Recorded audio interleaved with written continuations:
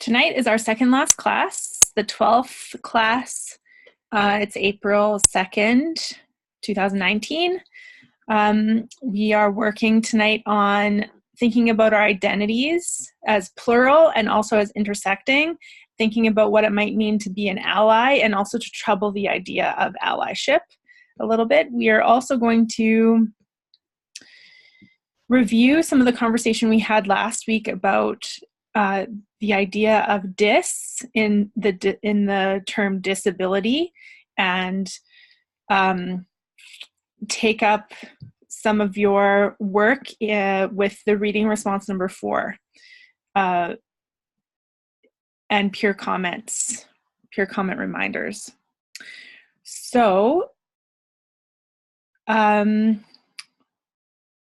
begin with a reminder also about the Google community no longer being in effect.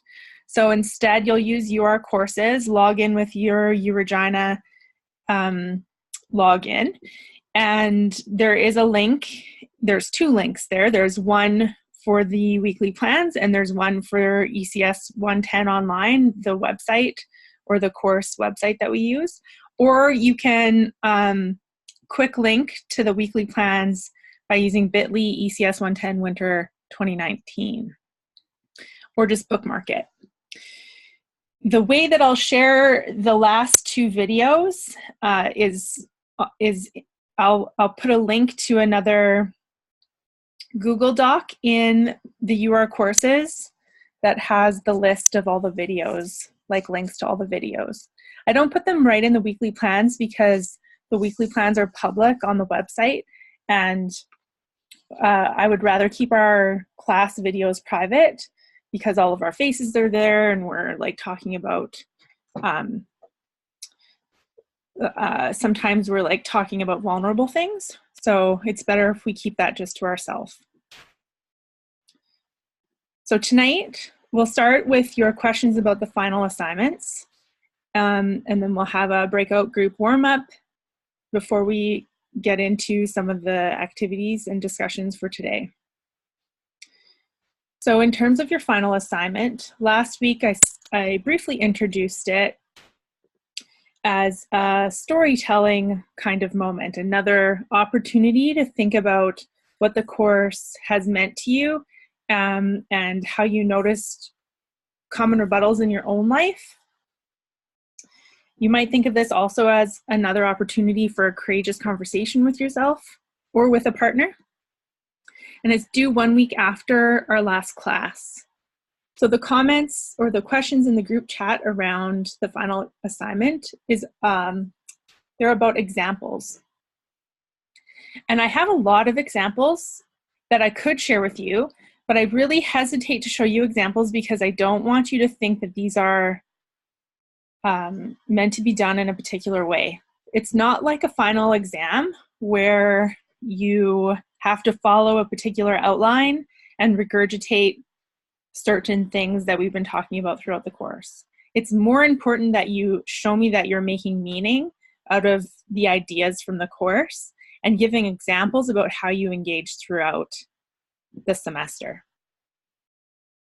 So usually it's done in video format, and you had an opportunity to practice some video format with your Mythbusters.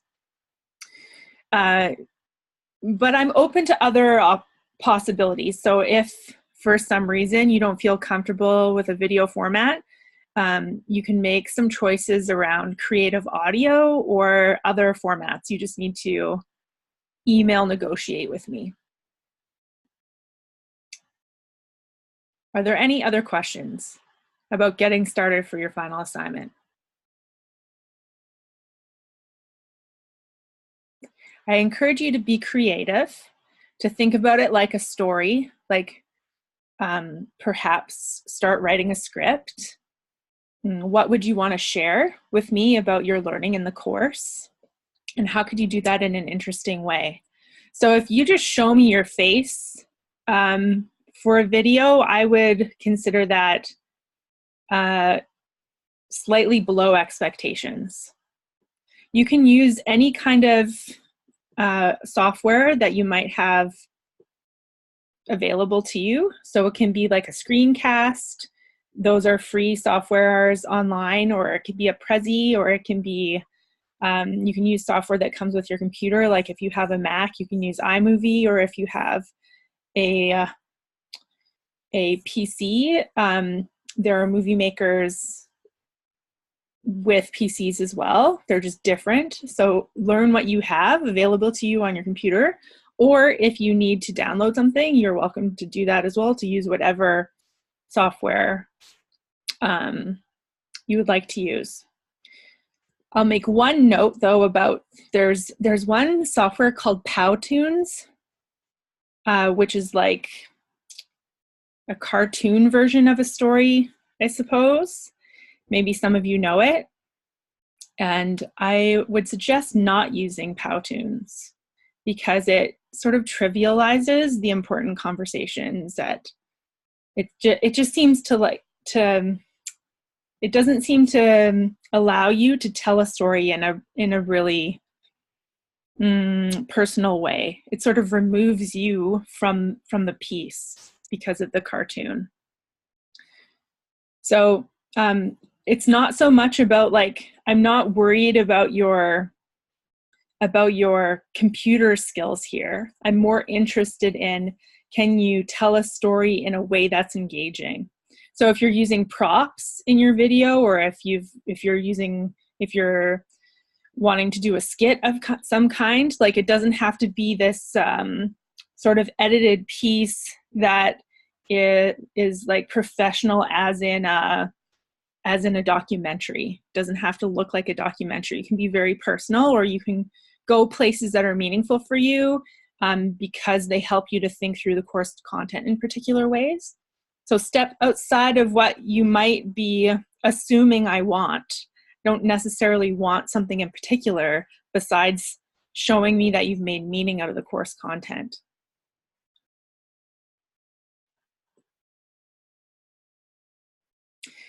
If you have further questions, please make sure you email me as soon as possible, and I will take questions next week as well. But I would suggest that you get started pretty soon.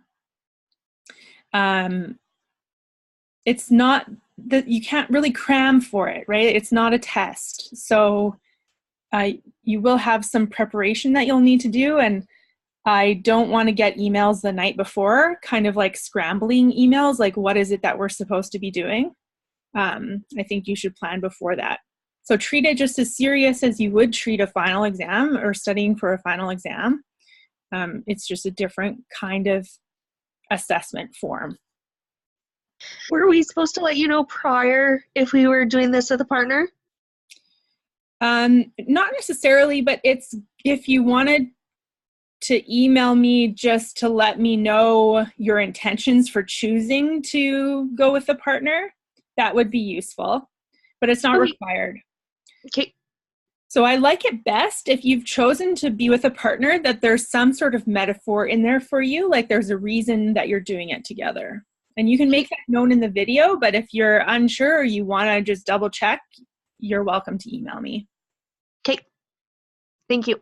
Yeah.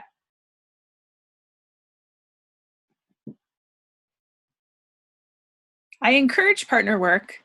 It's good. The course is called Self and Other. So it's good to work through these concepts in relation with one another. It's useful. I just want you to think through why you're doing it. Okay, I think we're ready for our discussions today. So one of the readings this week was an article called Becoming Disabled by Choice, Not Chance. And they talked about trans ability. So the idea that some able-bodied people choose to transform their body in order to, the wording in the article says, to obtain a physical impairment. And that the argument there is that some individuals explain that they feel that their identity is disabled, not able-bodied, and so they want their exterior to match. So I want you to have a warm-up conversation around the complicated nature of this idea, and how we think about identities as choices sometimes. Which identities do we think we can choose, and which of those do we think aren't choices, or how are those more complicated than just simply one or the other? It's a choice or it's not. Perhaps it's both. I want you to talk about that a little bit in your warm-up groups. These questions are also posted in the weekly plans in today's activities. So we're in week 12, April 2nd. The link to the article is here again for your reference. And then we're working on these 2 bolded questions. I'll also post them in the chat. Any questions before I let you go into breakout groups?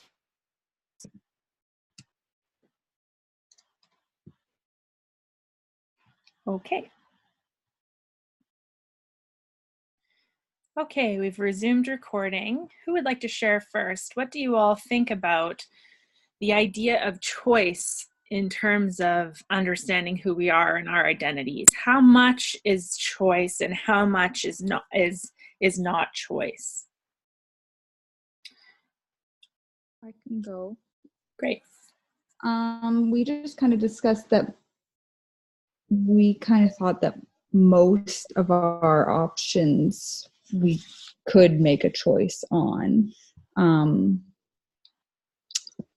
Whether like come to religion or anything like that, like, you know, we are born into those things, but ultimately we have the decision on what we want to follow. Or we talked about like the choice to wear makeup or the choice to, I don't know. There was a few things that we kind of got into, like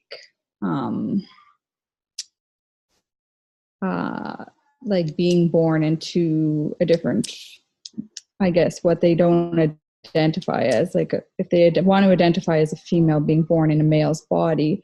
We kind of talked, and one of our members believed that they still feel that was a choice to identify as something else, I guess. Something other. I don't know. I feel like right. Okay. We kind of had mixed. There was a lot going on in that group. Mm-hmm. Okay, let's hear from another group. What do you think about this idea of choice?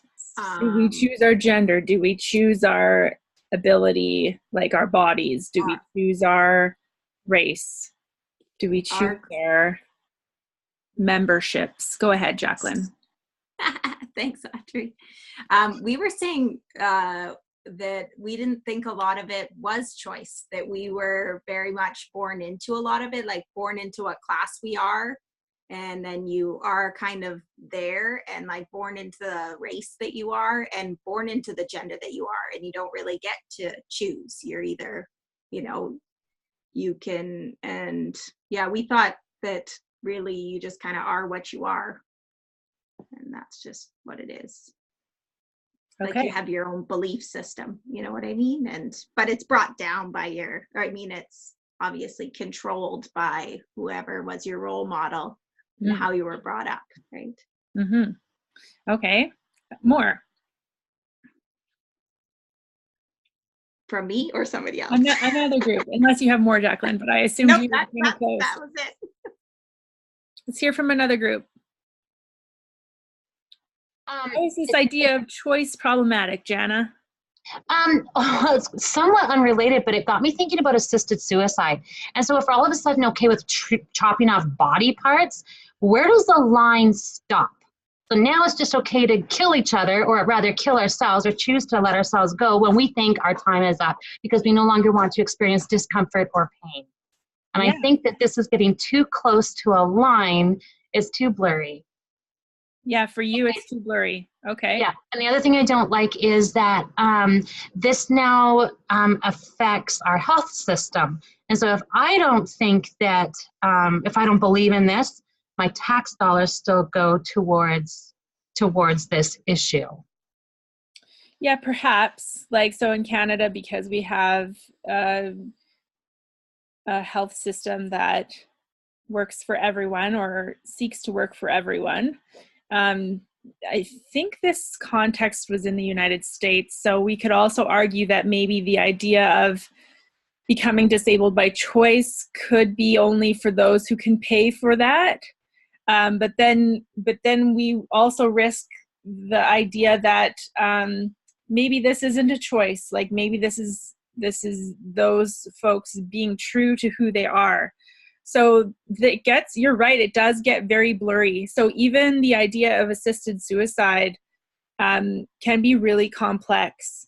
And I think in our society, in our Western, often Christian society in Canada, we tend to want to claim that there are particular ways of being that are the right or moral ways. And what this course is trying to ask us to do is to wonder about where those discourses come from. So I'm not saying, Jana, you're incorrect, and I'm not saying you're correct. I want us to sit in this like bumpy moment of thinking about where our beliefs, where our understandings of the world and what is right or wrong or somewhere in between, where those things come from, which is part of the reason that I offered this reading, because it's really tricky. It's easy for us it's normative. The normative response to this article is that they shouldn't be harming their body. These people should accept their bodies as they are. That's the normative common rebuttal to this article. And what I'm arguing here is that I think it's a bit more complex than that. Identities are more complex. When we talk about choosing gender, for example, we were sort of playing around with in the last few weeks, coming to understand gender is something that's not actually a choice, but that the performance of gender are things that we can choose. So Bree talked about choosing to wear makeup or not. Men and women and also gender neutral people can choose to wear makeup or not. So that doesn't necessarily mean that that has anything to do with our gender. Or another way of putting it is if we're attempting to intersect gender with sexuality, when did you know that you were sexually oriented in the way that you are? So this question is often posed to straight people who are under the understanding that gay or lesbian or bisexual peoples have chosen to be that way. And so when it's posed to straight people, when did you choose to be straight? It has us think, oh, wait a second, maybe I didn't make that choice. So if we also extend it to people who are asking to become disabled by choice, not by chance, maybe we can also think about, well, maybe there's part of their identity, this isn't actually a choice. The way that they think about themselves is disabled for some reason, and they want their bodies, their exterior, to have that marker so that we read their bodies in that way. What if their thought process is wrong and they change their mind? Yeah, this idea of wrong is also interesting. So like, this brings us back to last week when we were talking about the medical model or the charity model of disability. There were 4 of them. And so the idea that something is wrong with a person if they identify as disabled is interesting to consider. So what we were talking about last week was perhaps we don't need to frame it in terms of right or wrong as a binary. Perhaps it's more complicated than that. And I'm not saying that there isn't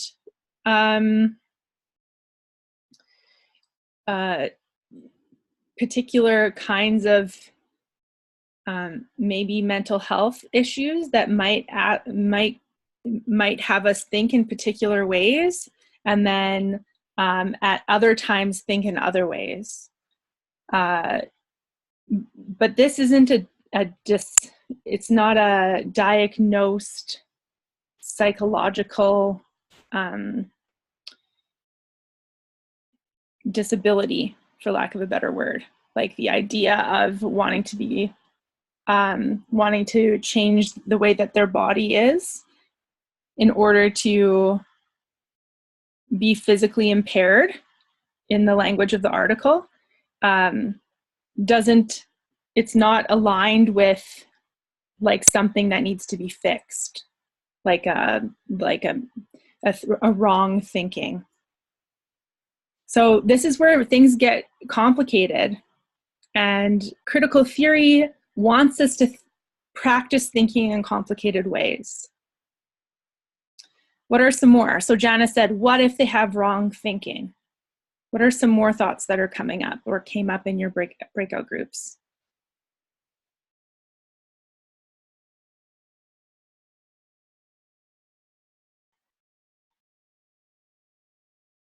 Well, I'm not sure if there were thoughts that we were having, but it's just hard for me. I need a better understanding. I think when I read the article, I didn't read it maybe with the right clear mind, but are we saying that people are struggling with the desire to become disabled? Maybe not using the word struggle. And because of that, we should be supportive of them trying to do that? Yes, these are interesting ways of speaking about it, Scott. Like, so I see you practicing, trying to use particular ways of talking about this story. So you use the term desire, and I'm not sure that this is a desire or if it's an innate understanding of their self. And it's okay that I don't know. Does that make sense? Right. Yeah. No, I get that. I mean, like, it's okay that we don't know, but then it's like, it almost becomes like there's a physical removal side though that could be deemed unsafe. Okay.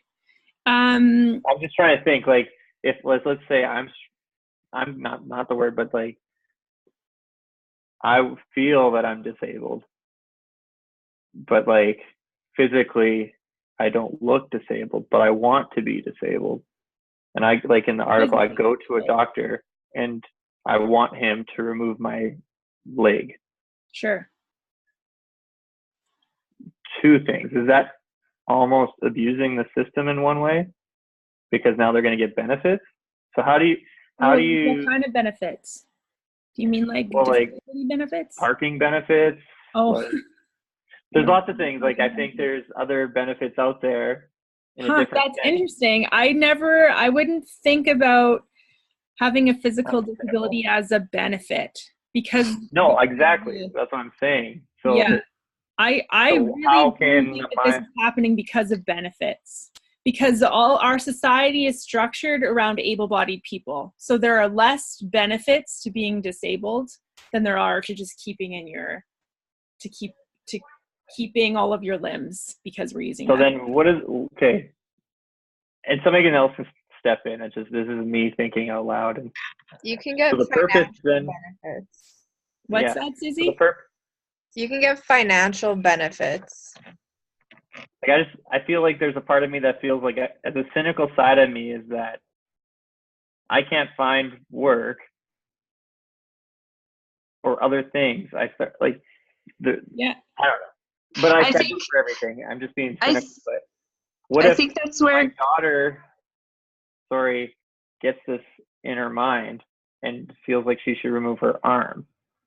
Like, I don't think I could sit back and just allow that. Yeah, so this is where I think it's tricky, because I don't think it just gets in our mind and then we make that decision. I'm not sure it happens that way. I think that's where, like, when the professionals would step in and they would be doing a psychiatric evaluation to determine whether or not this is a genuine mental disability because you are convinced you are disabled, or this is somebody comparable to somebody who, say, has or this is hard because I don't want to say somebody. Good practicing of language, Meg. Keep trying. or like comparable to somebody who chooses something like comparable. This is a weird word. I don't want to sound creepy, to like something like a fetish, or like they're choosing to be an infant, or they're choosing to be disabled, or I just think the professionals would be able to step in and determine, and then either they're going to get mental health support, or if they are actually disabled, then they would, go through the channels of being supported by like a disability. Mm-hmm. Mm-hmm. Yeah, Yeah, it's so, just, yeah, thanks, Meg. It is really complex in those ways, and I think that there are people that are have professional designations that probably can help those people make the decisions that are right for them. And I also just want to say that maybe not too long ago in recent history, there have been conversations around trans people not changing their body to fit their gender. And so there's similar common rebuttals around, well, what if they change their mind later? Or what if, isn't that harming their body? Like, those surgeries are really dangerous. Shouldn't they stay safe and just keep the body that they have? And so I think that there's a lot that swirls around this idea of changing our bodies. And it helps us to come to an understanding of identities as something that's not just choice. Cool. Sorry. I was going to say, oh yeah, go ahead, Brandon. I was going to say that I'm probably going to go with the devil's advocate on this and just go against the herd and say that if the person chooses to do this, I'm going to support them regardless, because it's their life. So there's no point in questioning it, because it's not necessarily our choice, not our body, and it's their body, their ownership. And I'm going to say that if I had a child that wanted to do this, I probably would support them in that situation. Yeah, I don't think I would, and that's just being very real. Which is that's good. A whole other thing. It's good to be real in those ways. And so we thank Brandon for sharing that perspective, and also Scott, and also Meg, and also Jana, and Bree, and who else talked? Who else? One last, like, I don't know if this would help the class, but like a comparison I kind of had that was like a disability that was kind of comparable to think about would be like somebody who eats themselves into oblivion, and they now are disabled because they're bariatric. And like, I think about that one all the time. Is that a choice, or is it an addiction, or is I don't know. But that was kind of like a good example to compare it to me. Yeah, so it's good for us to remember that we can't decide for other people about whether or not they're thinking clearly, or whether or not they should undergo some sort of dangerous medical procedure.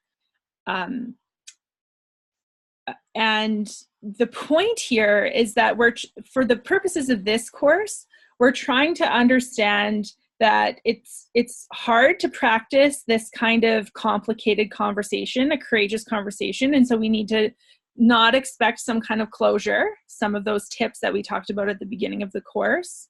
Also, that we should practice listening to one another.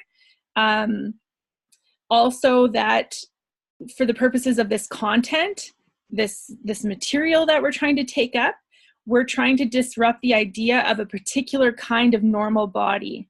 So the idea of ableism, the dis there attempts to have us notice that there are particular understandings about what a normal body should or needs to look like. And it doesn't necessarily have to be that way. We don't have to think about human bodies in that narrow-minded conceptualization. I think Drew had her hand up. Yeah, I did. Okay, so I was just thinking that it's kind of, I remember in class we were talking about you don't just become gay, like that you're born gay, right? Like You don't just become that. And same thing with like transgender. You're always feeling comfortable in your own body. It's like the same thing with the transabled. Is that the word? Mm-hmm. Yeah, transabled people. Like, I feel like it's the same thing. Like, you're not comfortable in your own skin, so why not be able to go underneath like the knife, I guess, like in terms like why not have surgery so you are able to feel comfortable in your own body. But as I said in the chat, it's just you're gonna do it no matter what, so why not do it safely? Like people used to just get like hormonal drugs and stuff like that, like transgenders off the street, which could actually be extremely dangerous. Like this guy who cut off his arm, like, wouldn't it just be safer to do it, like have it done medically? And then one thing that Janice said was that like not supporting it so you don't have to pay the tax, like you don't want to pay the taxes for it.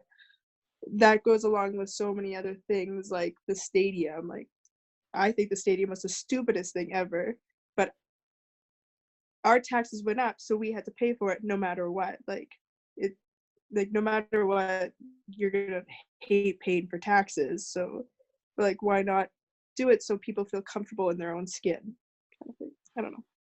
Yeah. So what I want us to take, thanks, Drew. What I want us to take away from this conversation and from the group chat. So take a peek in the group chat, is that you are taking risks and being vulnerable and sharing your thoughts and also listening to one another.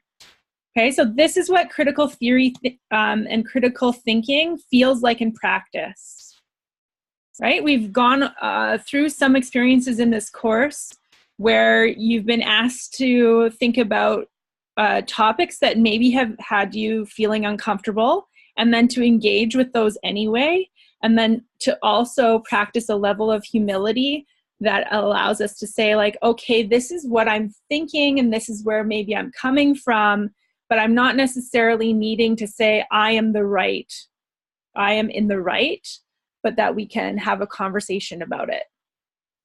And it's difficult when we're used to, in our Western society, operating in a binary, in a yes-no binary. So critical theory, the practice there is to not necessarily need to sit on one end or the other end of that binary.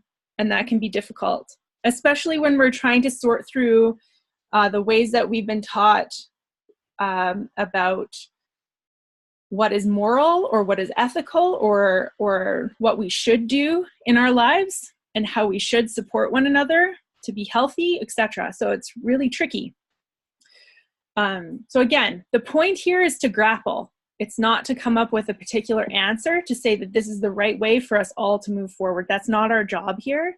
As people who want to teach, our job is to engage with difficult issues so that when students have difficult issues that they bring to us, we don't necessarily just impose our own views on students, but help them to work through in complicated ways some of the complex ideas about what it means to live in our complex world. So again, the content here is to take up the idea of dis. The dis is to trouble the assumption that there's one kind of human body that should be valued as the normal kind of human body. So this works along with mental health as well, because we have an idea about how emotional or how not emotional or how rational or how a person's supposed to behave in public, at school and in jobs and in relationships. And we use language like, don't be crazy, or that's insane, or that person's nuts, kind of as insults. And there are also terms like common sense terms like that person committed suicide. And that language is changing now, instead to recognize that mental health struggles are also illnesses. And so instead of talking about committing suicide, there's a move to name that death as being killed by suicide or dying by suicide. So it's less of of a moral judgment about that person's character. So also in schools, we talked about minimum max last class and some of the experiences that they had in school. And so if we think about the binary again, the normal way of being a student or the abnormal way of being a student, all of these words on the left often are thought of as abnormal. If we're inattentive as a student, if we're stubborn or irritable or hyperactive, instead of those positive, able to sit quietly in your desk and do what you're asked and focus when the teacher wants you to do a particular task. So the dis of dishuman would ask us instead to think of students who are maybe hyperactive or distractible or inattentive, these negative words, instead of viewing them in this way, to perhaps think about how those terms could be thought of as positives. How these students' skills could be reframed in order to make school work for them. For example, hyperactive, instead, we might call that person energetic. And notice the flip of the framing. Energetic is a much more positive understanding of a student who needs to be interactive. Instead of impulsive, think about the positivity related to spontaneous. Instead of distracted, think about that student as being creative. Instead of daydreamer, that person is imaginative. They're not inattentive, maybe they just have a really big focus. They can think of things as a whole. Unpredictable is a negative connotation, but perhaps we flip it to say surprising or flexible. You see, you can maybe do this in your practice as teaching so that you're not necessarily framing particular kinds of students as bad students, but looking for their positive aspects of their interaction with schoolwork. I think we should also talk quickly about stigma.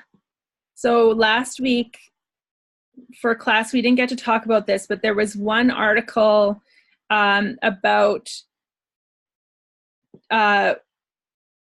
talking about mental health and making it not so difficult to share, as in that everyone needs to feel healthy mentally, but then also if you're struggling with mental health, it shouldn't be something that you have to hide. So in the article, it was like an interview article, and the person who was being interviewed was talking about being symptom-free for many years and then speaking from this symptom-free position of strength. And I think that we can problematize that a little bit.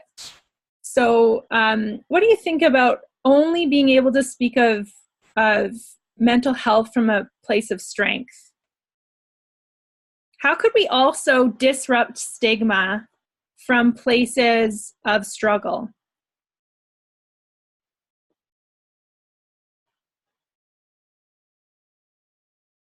Or maybe I could ask the question, what's the problem with this statement?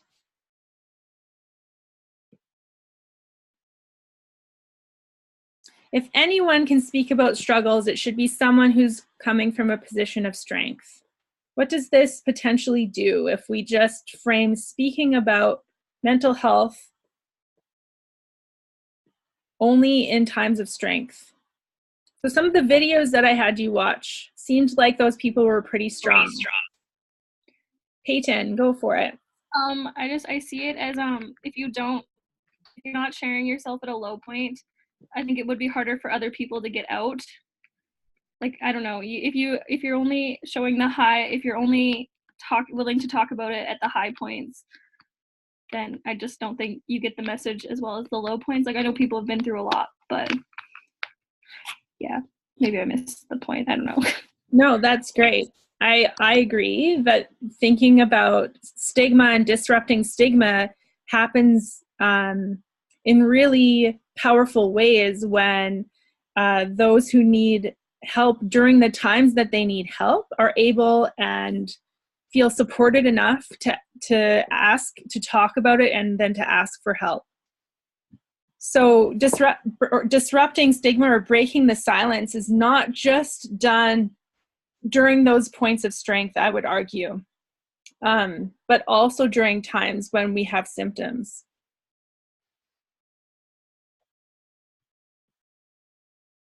So I just want to remind everyone that every university, and the University of Regina in our context, has counseling services, even if you're just feeling stressed or worried, or you need someone to talk to. Every student has 4 free counseling sessions available to them for free per semester. And you just have to call the counseling services office. If you are in distress, they will make an appointment for you faster. So I just want you all to know that there are services, no matter where you're at in thinking about your own mental health. Even if you're feeling pretty healthy mentally, going to counseling is not a big deal. So I suppose in order to give an example of how we might disrupt stigma, I think it's important to say things like, I've gone to counseling and I go to counseling. And instead of worrying that my students will think that I am weak or not strong enough to teach because I'm going to counseling, I choose to say that this is a disruptive moment to make sure that we all feel like we can seek counseling, seek support, either from friends or professional services. And this is one way that we can disrupt stigma, by sharing our own personal experiences.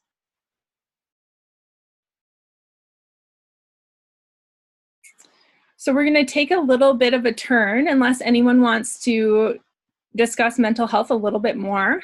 We're going to start thinking about how all of these pieces of ourselves are interconnected again. We've talked about intersectionality a little bit, or interlocking identities. I want to remind us that our identities are complex in this way, that we can't just compartmentalize our mental health from our bodies, and then compartmentalize our bodies from our gender, and compartmentalize our gender from our sexuality, and compartmentalize all of these things from our national identities and the history of colonialism. We can't compartmentalize from our class. All of these things are intertwined and make us who we are, says critical theory. So if you wanted to say anything at this point before I move on, now is your invitation. Or if something comes to you later, you're welcome to bring it up. So I asked you to look at this activity called the Power Flower, which is kind of a classic activity in social justice conversations. And the activity asks you to fill in, to think about identities in a binary again as a normative narrative, and then to fill in the dominant social identity or dominant social position on the outside petals. So, for example, the one that I've done here, if we start at the top, the race, the dominant or normative narrative about race in this country is whiteness. You could have called it white privilege or white supremacy. We've talked about this multiple times. To the right of that, they use the term ethnic group. Ethnic group is like where your families or your ancestors came from. or how you currently identify in a national way. So for me, I identify as a settler Canadian on the interior part of the ethnic group, and then for the dominant social position, European ancestors who are now white Canadians. So these things are connected to one another. If we go to the right even more, English in Canada is the dominant language. If you put English French, that's fine in Canada. But predominantly in a global context, English is still considered to be a normative expectation. If we think about religion in Canada, Christianity is the dominant social position. So this includes all Christian denominations as well as Catholicism. We're talking about families. Nuclear families are still thought of as the normative family. So meaning like with a mom and a dad, and the mom and the dad are both straight and they both live together and they're not divorced. Even though we're in 2019, that's still the normative assumption that's often made in schools about what a family should look like. So we, as teachers, work to disrupt these, or critical theory asks that we work to disrupt these dominant social positions. Social class, again, it's like upper middle. Age group is adult for a dominant position. You could have been more specific there if you like. In terms of denomination, in the Christian world, it's often Catholicism, especially Roman Catholic religion, is often seen to be the dominant denomination in the Christian world, mostly due to the infrastructure and the institution of the Pope and the Vatican. Education, we would say some sort of post-secondary education. There was a pedal missing, and that one I usually fill in as gender because they have sex at the top, but they didn't have gender. So we can also ask questions about these kinds of activities, these social justice activities, and wonder why they chose certain things and why certain things might be missing. So I just want to review that in terms of sex, we were using terms male and female to refer to anatomy, biological anatomy. This is kind of review. And in terms of gender, we were using terms man and masculine for the normative part of the binary. And especially when we're talking about having our gender assigned at birth and then also identifying with that assignment, we use the CIS prefix, so cis man. I would fill in the inner petal as cis woman. That's my identity. We locate ourselves on the inner parts of the flower. In terms of abilities or differing abilities, able-bodiedness, as we've been discussing, is usually considered to be the dominant social position in our society. Clergy and lay, again, refers to religion or faith. And so in terms of the Catholic denomination, the Pope is often seen to be the dominant social position that runs the Catholic faith. So clergy or lay means like the Pope is part of the clergy and the lay people are like the congregation. In terms of geography, we have current and origin. So this is similar to ethnic group in some ways, but specifically we're talking about land here. So in a Canadian context, the normative geographic origin is usually somewhere that our ancestors were somewhere from Europe. And then in terms of current geographic region, we think about the south of Canada as being the dominant social position if you're from the south, more so than from the north. We could even do sort of like, we can have conversations about political dominant social positions, such as being from particular places in Ontario or like central Canada, as opposed to the prairies or the west or the east or the very east. Remember that sexual orientation, sex, and gender are all intertwined, intersecting. So the terms there for dominant social identity or dominant social position in terms of the binary is heteronormativity, or in more common language, we use the term straight. So you've filled in all of the interior petals. And you might then also think about your relationship to the normative narrative, to that side of the binary. So if you counted up all the petals that you matched the dominant social identity, you could maybe put that on your paper or on wherever you did this activity, or just hold it in your mind. We've done quizzes before about privilege, and this is similar. So I think that there's 16 of these petals, 16. 4, 4, 4, yep, 16 petals. So if you had 16 petals matching the dominant or the normative narrative, you would say that you're quite privileged.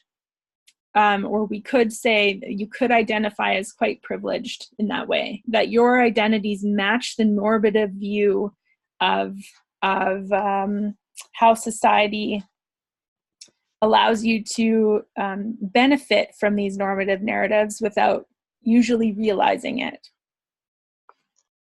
Does this make sense to everyone, or does anyone have questions?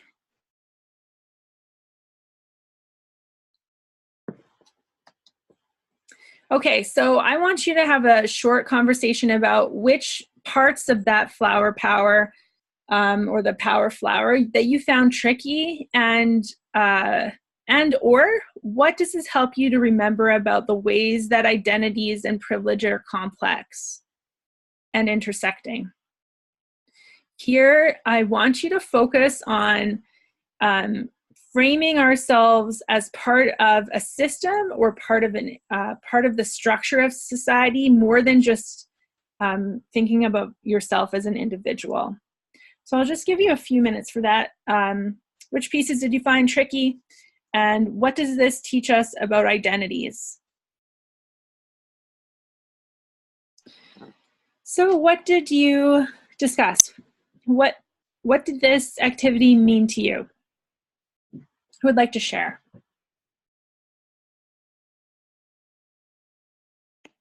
I think in our group, we just had a little bit of a chat about what it meant to us. It just kind of highlighted that identities are complex.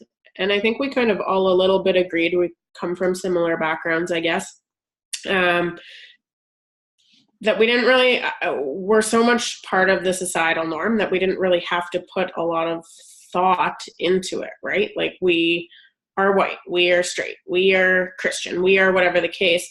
That yes, it's complex, but for us, we're the societal norm. So we just kind of get to sit back and relax, if you will. Yeah, and often if we match with the societal norm in many, many ways, until we are asked to think about it, we don't have to think about it.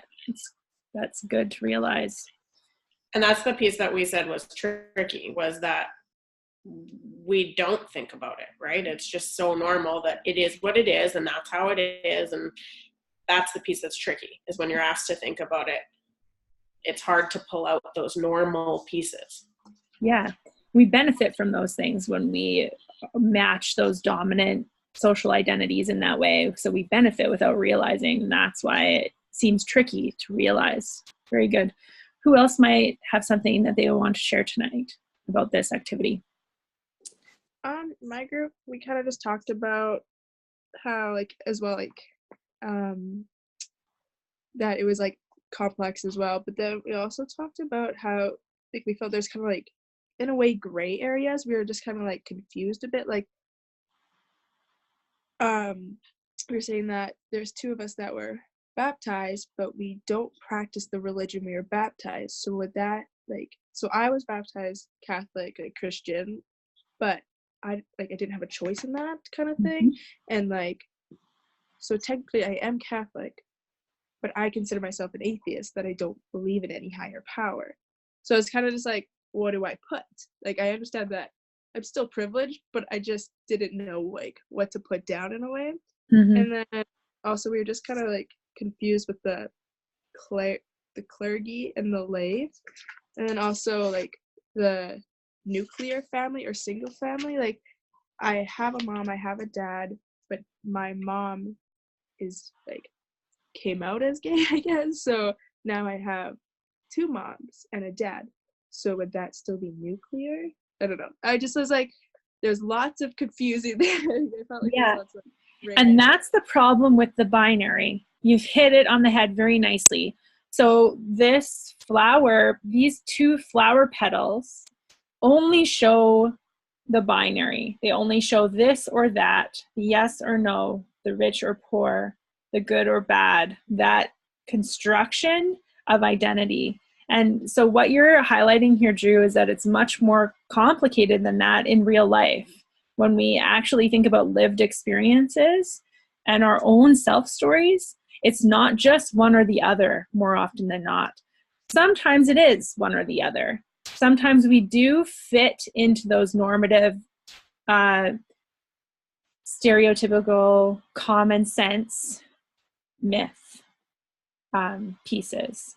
And that's okay too, but to recognize that then we benefit from identifying in normative ways. So you don't need to worry so much, I would say, about like, is your family nuclear or not with that construction? And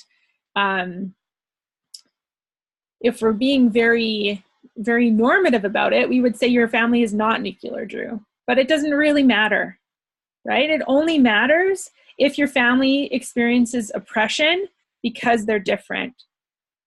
So that's part of the reason for this course, part of the reason for thinking about self in the in relationship to one another, is that we want to pick out in schools how if we're only looking at normative contexts, that often oppresses people who have experiences that are outside of that normal perspective or a perception of normativity. In terms of religion, I leave it in. I didn't make up this activity. This is something that is done often in social justice education contexts or anti-oppressive education contexts. And so I left it as is on purpose, because often in schools we don't talk about religion, especially in secular schools or public schools, because it has this connotation of being bad to talk about, that we have to leave that part of the human experience out.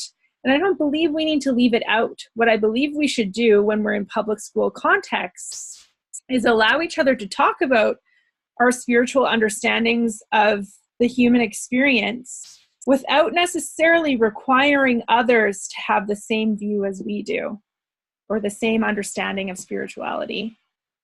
So I too was baptized as a baby to be Roman Catholic, and taught in the separate school system in Yorkton for 4 years. So that I taught in a Catholic high school for most of my teaching career in a high school. And what I have an issue with in public schools is leaving out spirituality altogether. And what I have an issue with in religious schooling contexts is imagining that we have all the answers. So this is why I leave in religion, because it's part of the human experience. Faith is part of the human experience, and I think we do ourselves a disservice to pretend that it doesn't. You just have to be careful in public schools to make sure that you're not requiring all of your students or coercing them in any way for them to perceive that you want them to have the exact same faith as you do. This is how I understand schooling in Saskatchewan currently, anyway. So the Power Flower helps us to think about these dominant social positions, our normative narratives, and where we think about ourselves in relationship with one another and the society that shapes how we see and understand ourselves and each other. Remember the idea of hegemony, that imposition of the dominant ideology onto everyone else? That's what I'm talking about here in terms of religion. I know that Christianity, remember I have Roman Catholic understandings of Christianity. So I know that Christianity calls for one path, for the straight, for the narrow, for a particular understanding of being saved. And so I'm not saying that you have to, or that you should deny those understandings, but I would ask that you don't oppress other people because they have different understandings than you, or don't require them to come along with you in order, maybe I'm going to be like hit a couple of nerves, but in order to save someone else. If we can trust God to save people, then perhaps we don't need to be the ones that decide for others. Maybe you can do that in gentle ways that doesn't require someone. So I'm kind of digressing now. I didn't actually intend to talk about religion so specifically, but I think it is important to remember that spirituality is part of the human experience, and we don't need to leave it out in schools. So intersections. I have a question. Yep. If you don't mind. And I hope like to not strike a nerve either, and I hope this isn't too personal. But there was an experience of somebody who had applied for a job within a Catholic school system and was denied because they were not Catholic. Mm-hmm. I have odd feelings about that for some reason, because I feel like it's almost like discriminatory, or I don't know. I just wondered if you could maybe expand on that for me, because you have experience working within that school system. Yeah. So the Catholic separate school system was created because it is argued that it is discriminatory not to be able to practice your religion in public schools as well. Right. So that's why it was created. And there are also other schools that are not as predominant in southern Saskatchewan, but for example, there's the Huda School in Regina that practices Muslim faith. And so there are other religions that can be practiced in schools depending on how that school is set up. Right. In terms of public funding. Right. So what you're asking specifically is how the Catholic school makes decisions about who to hire, and also I'm going to extend it to what kind of students are allowed to go there. Right. So usually in my experience, because the Catholic school system has a mandate to teach school through the Catholic faith, they want teachers who are practicing Catholics. They will hire teachers who are not practicing Catholics if they aren't able to hire a qualified teacher in that position who is Catholic. Does that make sense? Yeah, definitely. I think I just like at the start, of course, felt like certain person would be, missing out on an opportunity because they could be willing and learning and willing to learn a new lifestyle and belief system. And I felt bad that person was turned down because, right.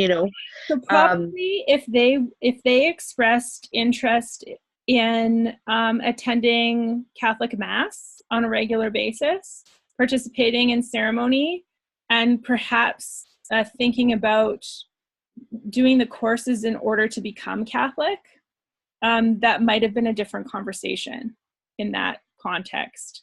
Again, it's because of the mandate to teach in the Catholic way. Right. And so there's some comments in the chat about kids who are not Catholic in Catholic school. So Catholic schools currently are open to all students who want to attend Catholic school, but there are usually stipulations about those children needing to attend the services that are provided during the day, during the school day. So like there's, for example, there's usually mass once a month during school hours. And so families who choose to go to Catholic school do so with the understanding that their child will be participating in those ceremonies. So that's different than public school because there's a choice there to participate. If you've been following, there's a court case that's happening right now between Christ the Teacher Catholic Schools, which is in Yorkton, and a public school division, I believe it's Good Spirit. One of the small schools in Theodore closed. It was a Good Spirit public school, and then the Catholic school reopened it. And because Catholic schools also use public funding, there's some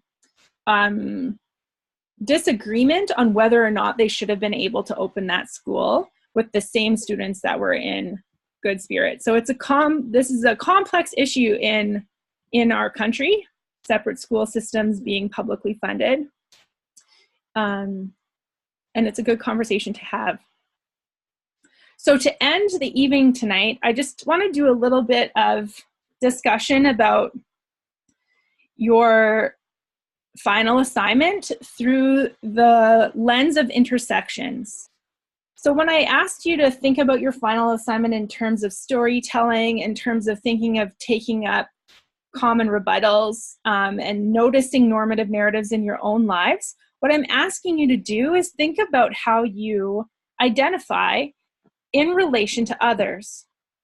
And a list is one way to start. So we've talked about particular kinds of social positions in this course. We've thought of identities as plural, not just as this one kind of way of understanding yourself as static or as something that you're just born with and that's it. You're just who you are, and there's no outside forces that shape you. We've attempted just to disrupt that idea a little bit. We also know that just listing social positions doesn't show the wholeness of the interconnected of your the ways that your identities are interconnected or intersecting or interlocking with one another. So I can call myself white, and I can call myself a cis woman. I can call myself a settler Canadian because I have European ancestors. I call myself heteronormative or heterosexual or straight. I am a girlfriend.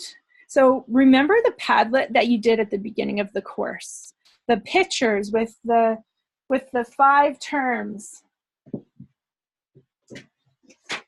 your 5 identity terms, right? I asked you to hold up a piece of paper like this and take a photo. You're going to do that again. You're going to think about calling yourself a sister or a brother or an aunt or an uncle or a girlfriend or a boyfriend or just simply a Canadian. You're going to think about your body. You're going to think about your mental health. You're going to think about your class. You're going to think about your age, maybe even. We haven't talked about ageism in this course, but it's another one of those isms. You're going to think about your spirituality. Think about your language. Think about all of the pieces of yourself in relation to structural, institutional, and systemic oppression, and how your privileges stem from certain identities that fit within the normal experience or what is perceived to be normativity. So you can use a metaphor for your final assignment. Here's my metaphor. Oh, actually, this is an example from Valerie Lee Chapman, who wrote a paper about herself as a Victoria sponge cake. She was very English. She said, here it is, my anxious little identity, a well-battered mix of colonialism, heterosexism, classism, and racism. All of them reinforce each other, all are needed, and none of them can be unmade from the mix, from that cake. Once you put it all together, you can't separate the sugar from the flour, from the jam, from the cream. So I took her example and